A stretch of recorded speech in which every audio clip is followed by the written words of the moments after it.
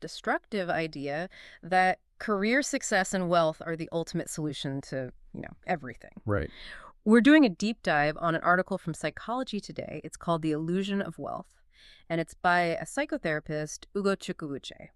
And the mission here, really, for you listening, is to get past that old cliche, money doesn't buy happiness. We all know it intellectually. Of course. But this is about what happens when that idea is actually put to the test. When your ambition is on the line, Uge is really unpacking the psychological grip of what he calls the illusion of wealth. The absolute conviction that getting to the top of your career is the have-all, end-all to all problem. Exactly. And we all do it. We nod when we hear the cliche. We get it, intellectually. We've seen the studies that say happiness kind of plateaus after a certain income. But Uchi's point is that all that intellectual understanding, it completely falls apart the second we're faced with a real high-stakes decision that, challenges our values. And that gap, that's the key. The space between what we know and what we do in the heat of the moment, that's where the insight is. So when we're chasing a big goal, We tell ourselves that, a few moral compromises, they're just necessary evils. They're just part of the journey to security. And that security, whether it's wealth or status, it just becomes the most important thing. It overrides everything else. Okay, so let's unpack this a bit because Uche gives it a name. He calls the pull of ambition a Jedi mind trick. Which is a perfect description. It really is, right? Because it suggests this kind of external force persuading you to believe something that just isn't true. Specifically, that money is the only solution. And what's so powerful about that psychologically is how it lets you deal with cognitive dissonance. If you believe wealth is the ultimate fix, then any action you take to get there, even if it feels morally questionable, You can justify it. you can instantly reframe it. It's not a compromise anymore. It's a necessary step toward this big life-saving goal. It just allows for this slow, subtle corrosion of your own values. And Uche takes this idea to its logical and, frankly, very disturbing extreme.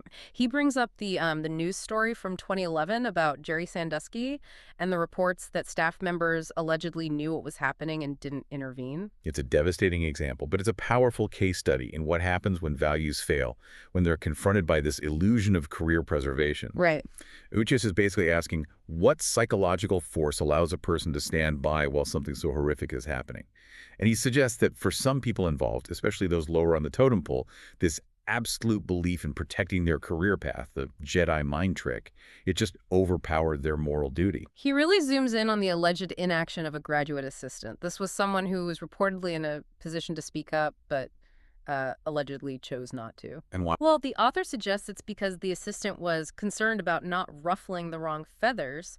They wanted to protect their academic career at the school. And that right there, that is the trade-off. It's the ambition, the career, the academic future being placed higher than, immediate human decency and safety. The little voice of the illusion is just whispering in your ear. Exactly. Protect your future at all costs or you lose everything. And that decision, Uche argues, it really crystallizes the core question of the article for all of us, which is any goal, any ambition really worthwhile if you have to sacrifice your morals and your values to get there? And we can see how this applies in smaller ways, right? For most of us, we're not going to face a moral crisis on that scale. Hopefully not. But we face these daily micro-compromises, fudging the numbers a little to look better for a promotion, maybe lying to a client to close a deal. Or just turning a blind eye to a toxic boss because you want to protect your job. And that's a critical point because Uja is showing how the systemic damage begins with those tiny compromises. The illusion makes us think, oh, if I just get the money, if I just get the title, then I can be a good person again. I can fix my moral ledger later. But you can't. You can't. The author's argument is that the damage is done the moment you accept the compromise. You've already started down a path of betraying yourself. So, okay, let's move into the next part, which is about the result of all this, the inevitable outcome of that moral trade-off. And this is where it gets really interesting because the author makes a very uncompromising claim. He does. He says, if the path to your dream comes at the expense of your morals, the dream itself, once you get it, will lead to a life that is empty and devoid of meaning. And this goes way beyond just feeling disappointed. Uchi is arguing for an objective emptiness, which is a really important psychological idea here. What does that mean, objective emptiness? It's not just that you feel bad, even though you're rich. It's that the actual foundation of your success is corrupt. So the achievement itself is basically null and void. The success you bought required you to be someone you're not, so that success doesn't even really belong to you. It belongs to that compromised version of yourself. So the goal itself is like structurally flawed from the start. That's a great way to put it. You chase the trophy, the wealth, whatever, because you think it will validate you.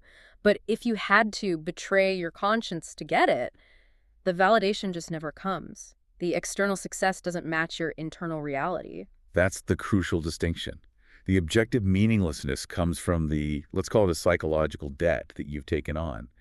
You compromised your integrity, which is the only thing your true self really recognizes, to get an external reward. So that reward is fundamentally disconnected from who you are.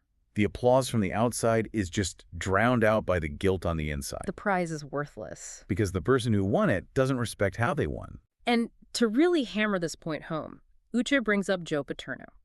He argues that if Paterno's winning seasons required turning a blind eye to the alleged abuse, even if his actions just fell short of full intervention, then those winning seasons, they have no meaning. And he's using that example to illustrate what he calls corrosive success. The wins themselves, the records, they all become tainted. They lose their value because the moral price was just too high.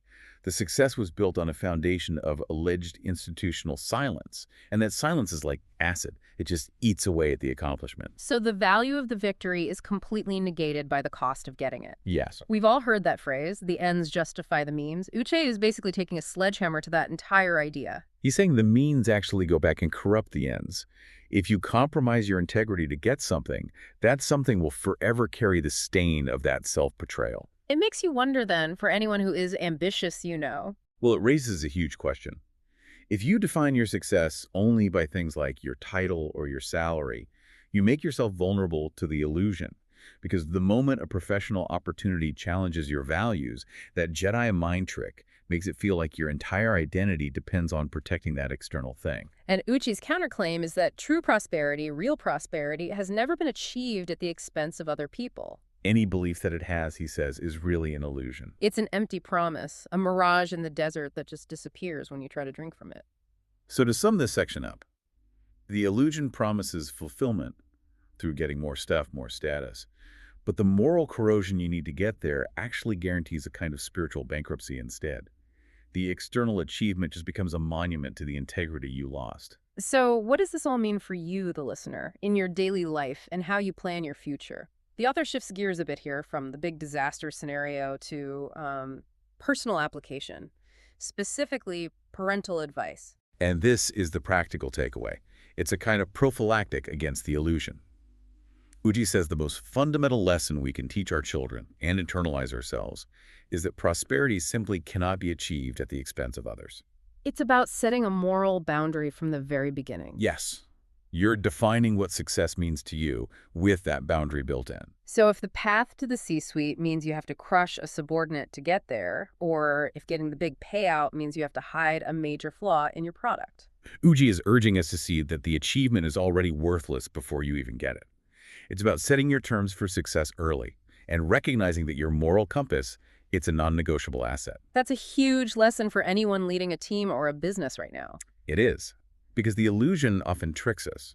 It makes us believe that short-term survival requires bending the rules just a little. But Uji's arguing that those short-term gains are paid for with long-term corrosive emptiness. He's forcing us to see that integrity isn't some luxury you can afford when you're successful. It's the actual currency of a meaningful life. So, to bring it all together, we started by looking at the intense psychological hold that wealth has on us as a perceived solution to everything.